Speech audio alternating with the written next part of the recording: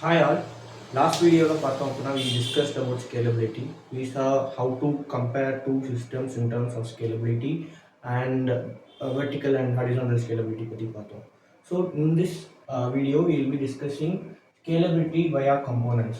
So ஒரு software system நீங்கள் எடுத்துக்கிட்டீங்க அப்படின்னா அந்த software system வந்து it is not like a monolithic one. அதில் வந்து it will be having multiple components. நிறையா components ஒன்று சேர்ந்தது தான் பார்த்தீங்கன்னா ஒரு சாஃப்ட்வேர் சிஸ்டமாக டிசைன் பண்ணியிருப்பாங்க. பை காம்போனன்ட்ஸ் அப்படின்னு நான் இங்கே எதை மீன் பண்ணுறேன் அப்படின்னா it could mean application servers, databases, cache, message queue and many more. It depends exactly on what type of system are you dealing with, in a type of software system. But typically we have application server, databases, cache and message queue are the components. So these components, like, it works together to make that whole software system. So in this topic, like in the video we discuss how we can ensure that our system is scalable by scaling the components. So ஒவ்வொரு காம்பனண்ட்டையும் ஒவ்வொரு strategies use பண்ணி scale பண்ணுவோம். And it is important to know when to use what. So we'll be discussing all about that. So இந்த components அப்படின்னு நம்ம இதை discuss பண்ணுறப்போ first let's see how to scale and software system in the application tier. ஓகேவா? So in the application tier. So last video we saw about horizontal scalability, where we added like n number of servers to achieve the scalability that we needed. And in the video, like in the example in the application tier அப்படினா மீன் பண்றதுமே like exactly more or less similar to whatever we discussed in the past video. The thing is, we'll be having users, and users will be interacting with our application in there.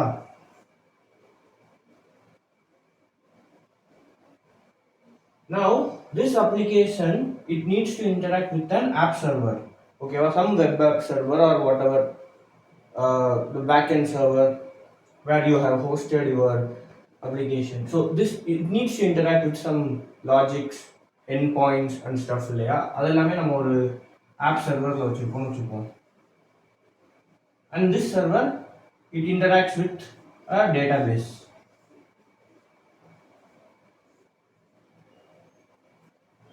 Now இந்த மாதிரி இருக்கும்.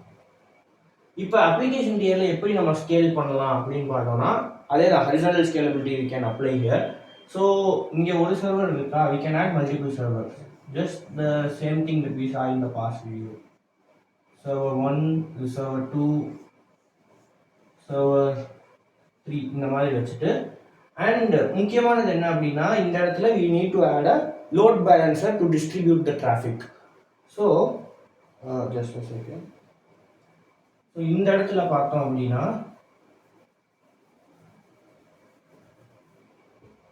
so consider this as application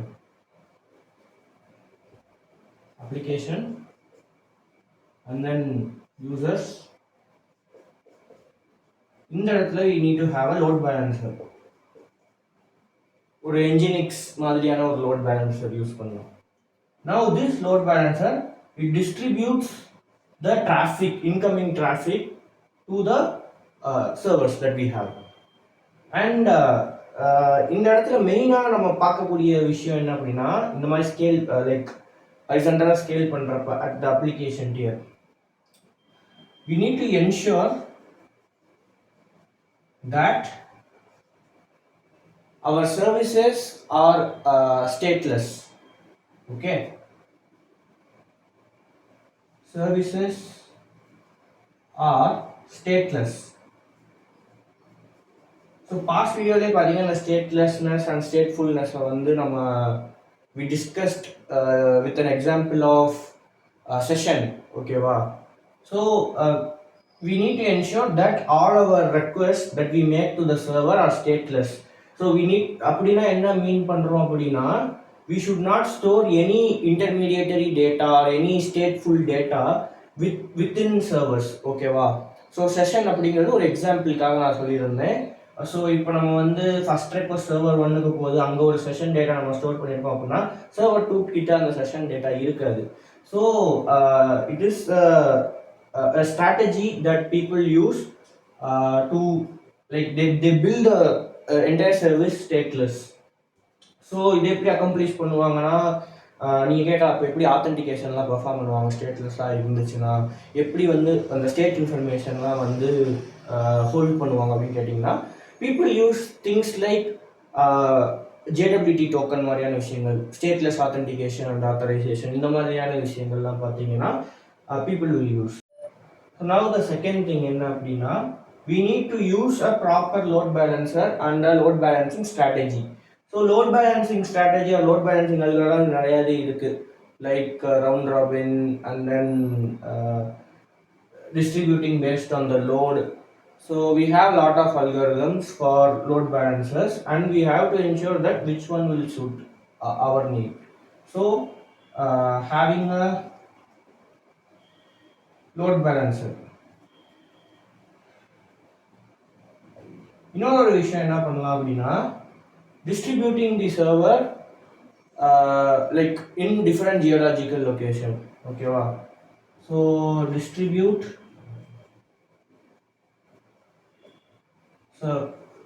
servers in different zones. So இது வந்து ஒரு third thing. So இதெல்லாம் பார்த்தீங்கன்னா some of the like strategies or considerations அந்த மாதிரி நீங்கள் எடுத்துக்கலாம். So this is like at the application tier. எப்படி வந்து இந்த லைக் ஆப் சர்வர் அப்படின்ற ஒரு காம்பனண்ட்டை தானே நம்ம இங்கே ஸ்கேல் பண்ணுறோம். ஸோ அப்படி ஸ்கேல் பண்ணுறப்ப இந்த விஷயம்லாம் நம்ம கன்சிடர் பண்ணணும் அப்படிங்கிறதுக்கு பார்த்தீங்கன்னா இது ஒரு example. Next let's see how we go with the databases. ஓகேவா? ஸோ டேட்டா பேஸ் டியரில் வந்து பார்த்தோம் அப்படின்னா இட் வில் பி இன்ட்ரெஸ்டிங். ஏன்னா it is not like you just add a database, இந்த மாதிரி ஹரிசாண்டலாக ஸ்கேல் பண்ணுறோம் அந்த மாதிரியா இருக்காது. அதுக்கு கொஞ்சம் வித்தியாசமாக இருக்கும் அந்த காம்போனண்ட்டை ஸ்கேல் பண்ணுறது. So now second one database dear.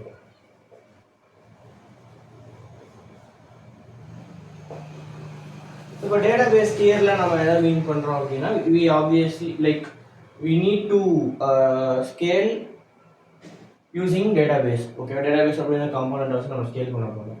But அதுக்கு முன்னாடி போறதுக்கு முன்னாடி we should know what is our bottleneck. ஓகேவா?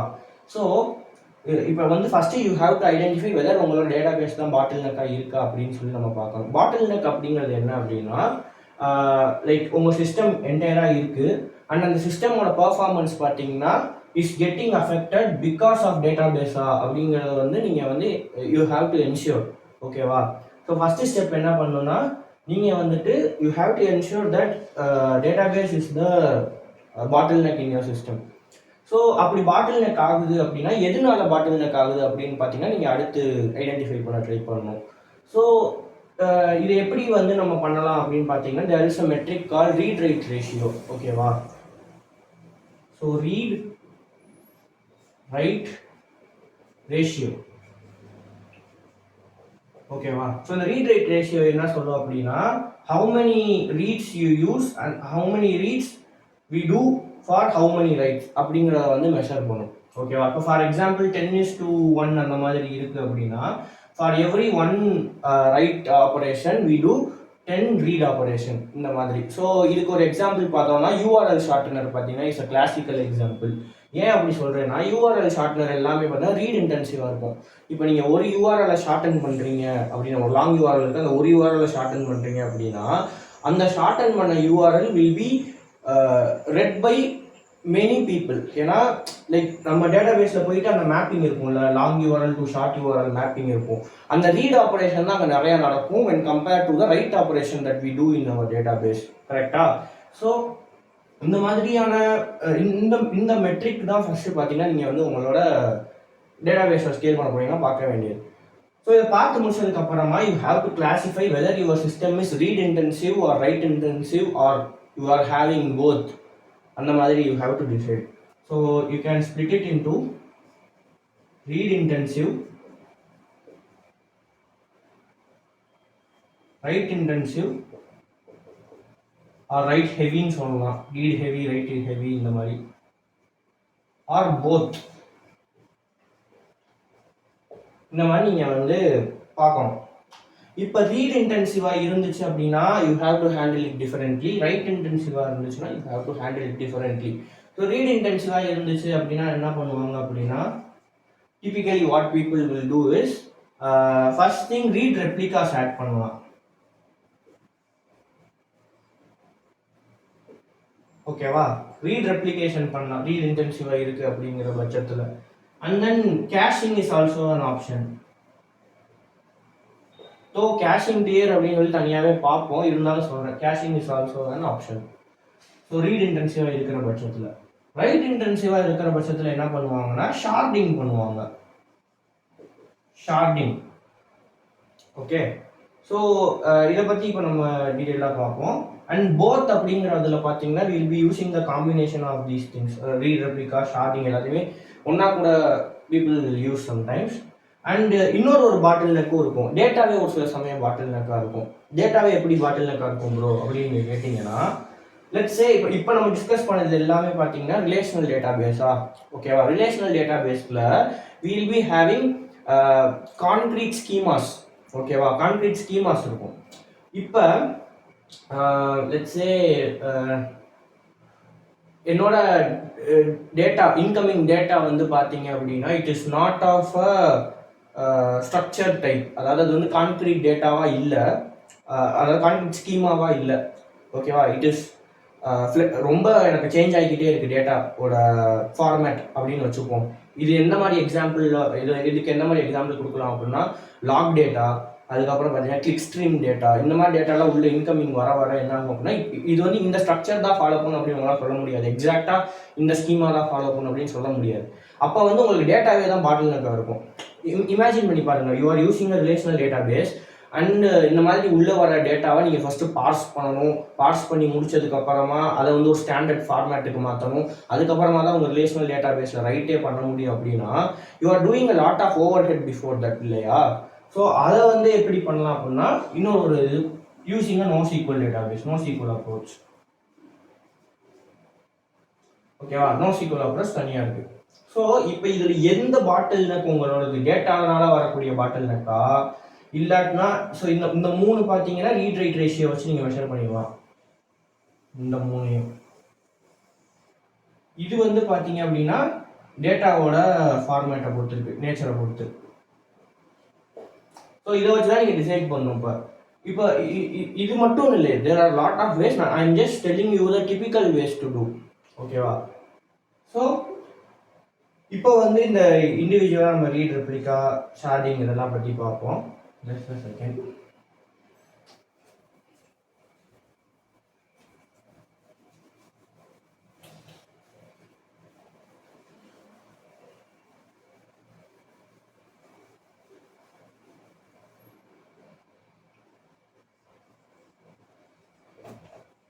Read replica.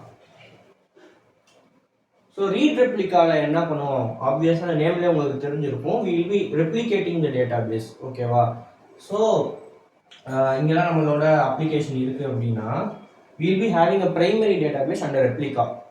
So primary database இருக்கும், primary database, and then we also having replicas. So replica 1, replica 2 இந்த மாதிரி. இந்த ரெப்ளிகாஸ்லாம் ஒரே ஜியாலஜிக்கல் லொக்கேஷனில் இருக்கணும் அப்படின்ற அவசியம் கிடையாது. அதையும் நீங்கள் வந்து டிஸ்ட்ரிபியூட் பண்ணி மல்டிபிள் அவைலபிலிட்டி ஜோன்ஸில் பார்த்தீங்கன்னா டெப்ளாய் பண்ணலாம். இப்போ இங்கே ப்ரைமரி டேட்டாபேஸ் இருக்குது பார்த்தீங்களா, இங்கே தான் ஆக்சுவல் ரைட் ஆப்ரேஷன் நடக்கும். ஓகேவா, ரீட் ஆப்ரேஷன் எல்லாமே பார்த்தீங்க அப்படின்னா இங்கே நடக்கும், இந்த ரெப்ளிகாவில் நடக்கும்.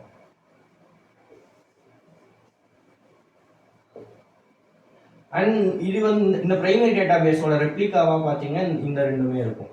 அதாவது ரெப்ளிகானா டூப்ளிகேட். ஓகேவா, அண்ட் இங்கேருந்து நம்ம ரீட் பண்ணுவோம், இங்கேருந்து நம்ம பார்த்தீங்கன்னா ரைட் பண்ணுவோம். ஸோ இப்போ நம்ம டிஸ்கஸ் பண்ணுற எல்லா ஸ்ட்ராட்டஜிலையும் பாருங்களேன், ஃபஸ்ட்டு ஒரு காமனாலிட்டி இருக்கும். ஃபஸ்ட்டு பார்த்த ஆப் சர்வர்லையும் நம்ம என்ன பண்ணுறோம், லோடை டிஸ்ட்ரிபியூட் பண்ணுறோம். செகண்ட் இதில் பார்த்தீங்க, அதாவது லோட் பேலன்ஸர் வச்சோம் மல்டிபிள் சர்வர்ஸ்க்கு டிஸ்ட்ரிபியூட் பண்ணுறோம் லோடு.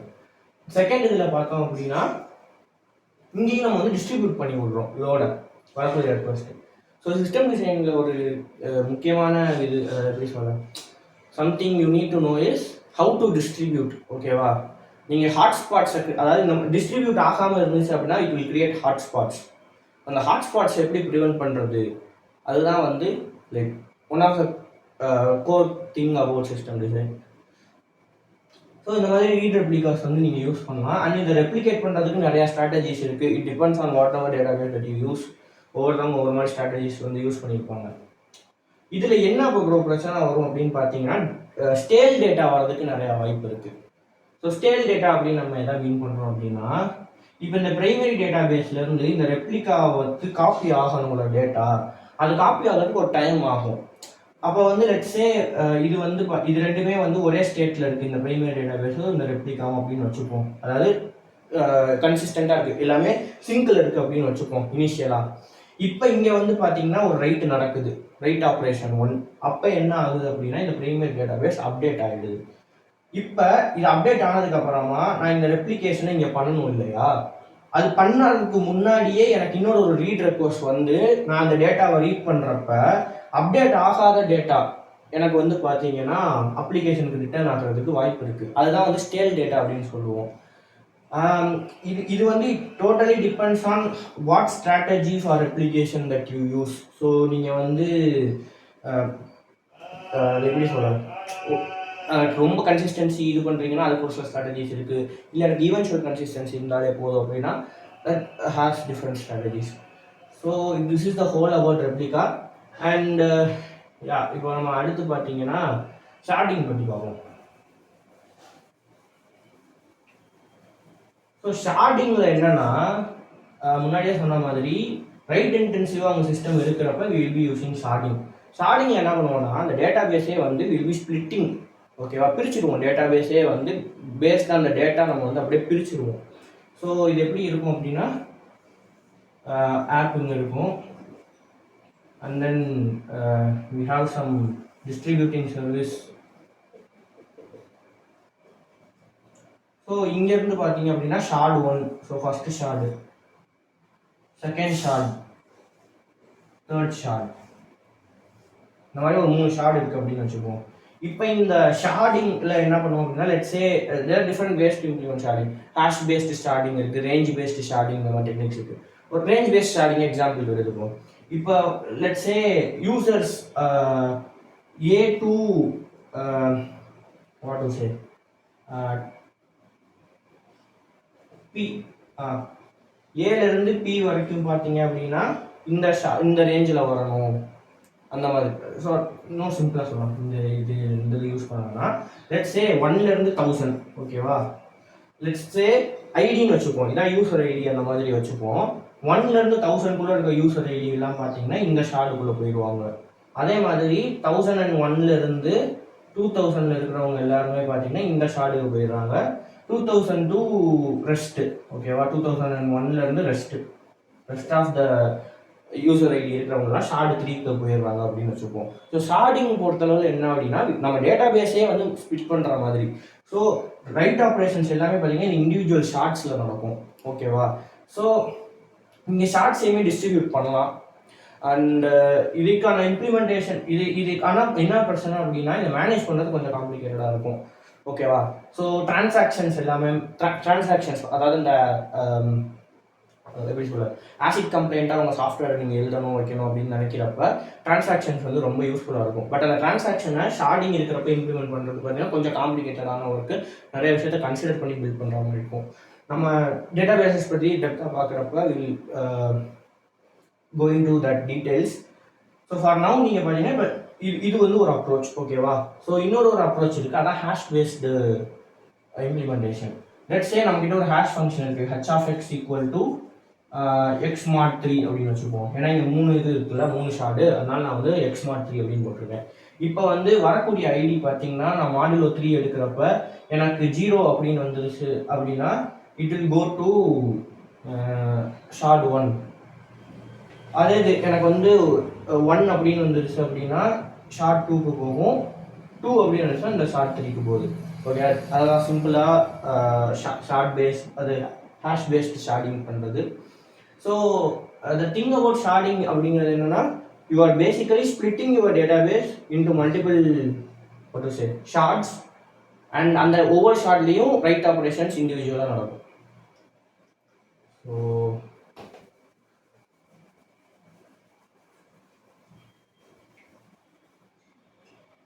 இப்போ வந்து டேட்டாபேஸ் பற்றி நம்ம பார்த்தோம். இதுலேயும் பார்த்தீங்கன்னா இந்த ஷார்டிங்லேயும் பாருங்க, அந்த சேம் பேட்டர்ன் ரிப்பீட் ஆகும். டிஸ்ட்ரிபியூட்டிங் த லோடு மல்டிபிள் ஷார்டில் நம்ம டிஸ்ட்ரிபியூட் தானே பண்ணுறோம். நெக்ஸ்ட் பார்த்தோன்னா கேஷ்.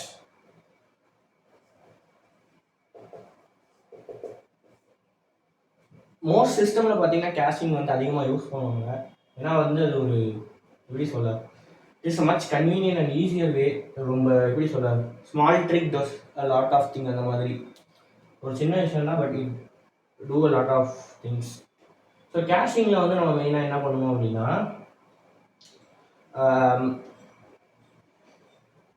ஸோ லெட்ஸ் சே நம்மகிட்ட ஒரு யூசர் இருக்காங்க அப்படின்னு வச்சுக்கோம். நம்மகிட்ட செட் ஆஃப் யூசர்ஸ் இருக்காங்க and we have our what to say application and then the database. Okay, இப்போ என்ன நடக்கும்னா ஃபர்ஸ்ட் இந்த யூசர்ஸ் வந்து லெட்ஸ் சே ஒரு ஸ்லாஷ் ப்ரொஃபைல் அப்படின்ற எண்ட் பாயிண்ட் வந்து ஹிட் பண்ணுறாங்க அப்படின்னு வச்சுக்கோம். டிஃபால்ட்டாக நம்ம நார்மலாக என்ன பண்ணுவோம், நம்மளோட டேட்டாபேஸ் இருந்தாலும் ரீட் பண்ணுவோம். அந்த மாதிரி ரீட் ஆப்ரேஷன் அப்படின்னா நடக்கும். இப்போ கேஷிங் நம்ம எப்படி யூஸ் பண்ணலாம் அப்படின்னா இந்த இடத்துல லைக் பிஃபோர் கோயிங், இது வந்து ரீட் அசைட் கேஷ் அந்த மாதிரி சொல்லுவாங்க. ஸோ பிஃபோர் ஹிட்டிங் த டேட்டாபேஸ் நம்ம என்ன பண்ணுவோம்னா நம்மளோட கேஷை வந்து முதல்ல ஹிட் பண்ணுவோம். ஸோ ஒரு முக்கியமான விஷயம் என்னென்னா டேட்டாபேஸ் எல்லாமே ஆன் டிஸ்கில் இருக்கும். ஓகேவா, நம்ம முன்னாடியே பார்த்த ஃபிசிக்கல் ப்ராப்பர்ட்டிஸ் ஆஃப் சாஃப்ட்வேர் அந்த மாதிரி ஒரு டாப்பிக்கில் போட்டுட்டு வி சா லைக் எவ்வளோ டைம் ஆகும் ஃபார் சிபியூலேருந்து எவ்வளோ டைம், மெமரி அண்ட் தென் அதெல்லாம் கம்பேர் பண்ணி ஃபஸ்ட் வீடியோவில் போட்டிருந்தோம். இப்போ டேட்டாபேஸ் எல்லாமே பார்த்தீங்கன்னா டிஸ்க் லெவலில் டீல் பண்ணுற, டிஸ்கில் தான் ஸ்டோர் பண்ணி டிஸ்கில் தான் ரிட்ரைவல் எல்லாமே நடக்கும்.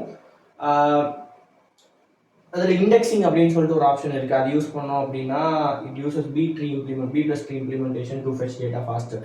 But the end of the day database will work at the disk level. ஓகேவா, it doesn't work on the memory level. Memory level it doesn't deal with, it always deals at the disk level.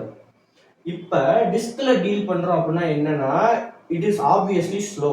ஓகேவா, டிஸ்கில் deal பண்ணுறோம் it is obviously slow. So இப்போ ஒவ்வொரு ரீடையும் நான் டேட்டாபேஸ்க்கு hit பண்ணி ஒவ்வொரு read operation database வந்து பண்ணணும்னா யோசிச்சு பாருங்க, இட் இஸ் ஆப்வியஸ்லி ஸ்லோ. ஏன்னா டிஸ்கில் நம்ம ஒவ்வொரு தடவையும் போய் ரீட் பண்ணணும். இப்போ இது எப்படி ஃபிக்ஸ் பண்ணும் கேஷ் அப்படின்னா most cache like Redis or Memcache இந்த மாதிரி எல்லாமே பார்த்தீங்கன்னா இன் மெமரியில் இருக்கும். ஓகேவா, மெமரியில் இருக்கும். ஸோ அப்போ மெமரியில் இருந்தால் நீங்கள் யோசிக்கலாம் அது வந்து எப்படி சொல்ல ரீஸ்டார்ட் ஆச்சுன்னா எல்லா டேட்டாவும் லாஸ் ஆகிடும் ப்ரோ அப்படின்னு. ஆமாம், ஆப்வியஸாக லாஸ் ஆகிடும். பட் அதை ப்ரிவென்ட் பண்ணுறதுக்கு இதுக்கிட்ட நிறைய மெக்கானிசம் இருக்குது. ஸ்னாப்ஷாட்ஸ் இந்த மாதிரிலாம் மெக்கானிசம்ஸ் இருக்குது. அதை பற்றிலாம் நம்ம ஃபர்தராக பார்ப்போம். பட் இப்போ நீங்கள் எது மைண்டில் வச்சுக்கலாம்னா database operate the disk level and cache mostly of the implementation will work in memory. Okay, so இப்போ நம்ம வந்து let's say we are having a cache. so இது பார்த்தீங்கன்னா இப்போ மெமரியில் இருக்கும். ரீடர் சைட் கேஷ்ல என்ன பண்ணுவோம் அப்படின்னா பிஃபோர் ஹிட்டிங் த டேட்டாபேஸ், ஓகேவா, நான் டேட்டாபேஸை ஹிட் பண்ணுறதுக்கு முன்னாடி ஃபர்ஸ்ட் அப்ளிகேஷன் என்ன பண்ணும் அப்படின்னா it makes a request to the cache. ஓகேவா, first we make a request to the cache. ஸோ இதில் வந்து இந்த ரெக்வஸ்ட் நடக்குது பார்த்தீங்களா, இதில் 2 பாசிபிலிட்டி இருக்குது, ஹிட் மிஸ். ஓகேவா, ஒன்று ஹிட்டாக இருக்கலாம் இல்லை மிஸ்ஸாக இருக்கலாம். ஹிட் அப்படிங்கிறத நான் என்ன சொல்லுவேன்னா நீங்கள் என்கிட்ட கேட்குற டேட்டா, அதாவது இப்போ ஸ்லாஷ் ப்ரொஃபைல் யாரோ ஒரு யூஸருக்கு தான் நான் ப்ரொஃபைல் கேட்குறேன், அந்த யூஸருக்கு நீ கேட்குற ப்ரொஃபைல் என்கிட்ட மெமரியில் இருந்துச்சு அப்படின்னா அதை ஹிட்டுன்னு சொல்லுவோம். என்கிட்ட இல்லை அப்படின்னா அதை மிஸ்ன்னு சொல்லுவோம். சப்போஸ் ஹிட் ஆயிடுச்சு அப்படின்னா நான் டேரெக்டாக இவனுக்கு அனுப்பி விட்டுருவேன் ஆப்புக்கு. ஓகேவா. டேரெக்டாக என்னோட அப்ளிகேஷன் அனுப்பிடுவேன், அப்ளிகேஷன் என்னோட யூசருக்கு அனுப்பிடும். இதே இது எனக்கு மிஸ் ஆகிடுச்சு அப்படின்னா என்ன நடக்கும் அப்படின்னா டேட்டா பேஸ்க்கு பார்த்தீங்கன்னா ரீட் ஆகும். ஓகேவா. ஸோ ஹிட் ஆகிடுச்சு அப்படின்னா நான் இங்கே ரிட்டர்ன் பண்ணிடுவேன். சப்போஸ் ஹிட் ஆகலை, மிஸ் ஆகிடுச்சு, ஸோ கேஷ் மிஸ் நடக்கிறப்ப நான் டேட்டா பேஸ்லேருந்து ரீட் பண்ணிவிட்டு திரும்ப இங்கே பார்த்தீங்கன்னா ரைட் பண்ணிடுவேன். என்னோட கேஷில் வந்து இங்கே டேட்டா பேஸ்லேருந்து ரீட் பண்ணால் ரைட் பண்ணிடுவேன். ஸோ தட் நெக்ஸ்ட் டைம் நான் கேஷ்லேருந்து ரீட் பண்ணுறப்ப எனக்கு அந்த டேட்டா இருக்கும். ஓகேவா. ஸோ இன்னொரு சொல்கிறேன். இப்போ வந்து யூசர் இருக்காங்க, ஒரு ப்ரொஃபைல் எண்ட் பாயிண்ட் வந்து நம்ம வந்து ரெக்வஸ்ட் மேக் பண்ணுறோம் அப்படின்னு வச்சுப்போம். ஃபஸ்ட் டைம் பார்த்தீங்கன்னா அந்த கேஷ் எம்டியாக தான் இருக்கும், அதில் என்ன டேட்டாவுமே இருக்காது அப்படின்னு வச்சுப்போம். இப்போ என்ன ஆகும் அப்படின்னா ஆப் வந்து ஃபஸ்ட்டு இந்த கேஷை ரெக்வஸ்ட் பண்ணும், உன்ட்ட டேட்டா இருக்கா அப்படின்னு சொல்லிட்டு.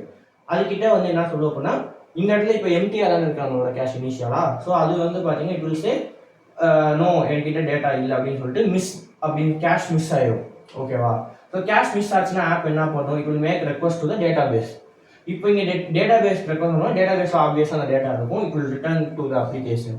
இப்போ இந்த அப்ளிகேஷன் என்ன பண்ணும் அப்படின்னா யூசருக்கு அனுப்பிடும். பட் அனுப்புறதுக்கு முன்னாடி இப்போ ரீட் பண்ணிச்சு பார்த்தீங்கன்னா டேட்டா பேஸ்லேருந்து ஒரு டேட்டாவை, அதை வந்து நம்மளோட கேஷ்க்கு பார்த்தீங்கன்னா ரைட் பண்ணிடும். ஸோ தட் ஃபியூச்சரில் இதே யூசருக்கு வந்து ப்ரொஃபைல் ரீட் பண்ணோம் அப்படின்னா நான் டேட்டா பேஸை போய் செக் பண்ணணும்னு அவசியம் இல்லை. என்னோட கேஷ்ல இருந்தே பார்த்தீங்கன்னா எனக்கு தேவையான இன்ஃபர்மேஷன் எடுத்துக்கலாம். இப்போ இந்த what to say this read ahead cashing பார்த்தீங்கன்னா வி யூஸ் alongside DB, பார்த்தாலே தெரியும் உங்களுக்கு. we use alongside DB to scale. Again இங்கேயும் பார்த்தீங்கன்னா we are distributing the load இல்லையா. ஆப்வியஸாக டேட்டாபேஸ்க்கு போட அதிகப்படியான லோடை we are distributing it to the cache because cache is much faster. Okay. இன்னொரு மெயினான கன்சிடரேஷன் நீங்கள் என்னென்ன வைக்க மாதிரி இருக்குன்னா லைக் டிஸ்க் அளவுக்கு you can store data in cache. So எதெல்லாம் ரொம்ப இம்பார்ட்டண்ட்டான அதிகப்படியான ரீட் நடக்கக்கூடிய டேட்டா அந்த மாதிரியான இதுக்கு மட்டும்தான் பண்ணால் நீங்கள் மோஸ்ட்லி கேஷ் யூஸ் பண்ணுற மாதிரி இருக்கும். So what type of data அதெல்லாம் நீங்கள் டிசைட் பண்ணி depends on the software system that you build.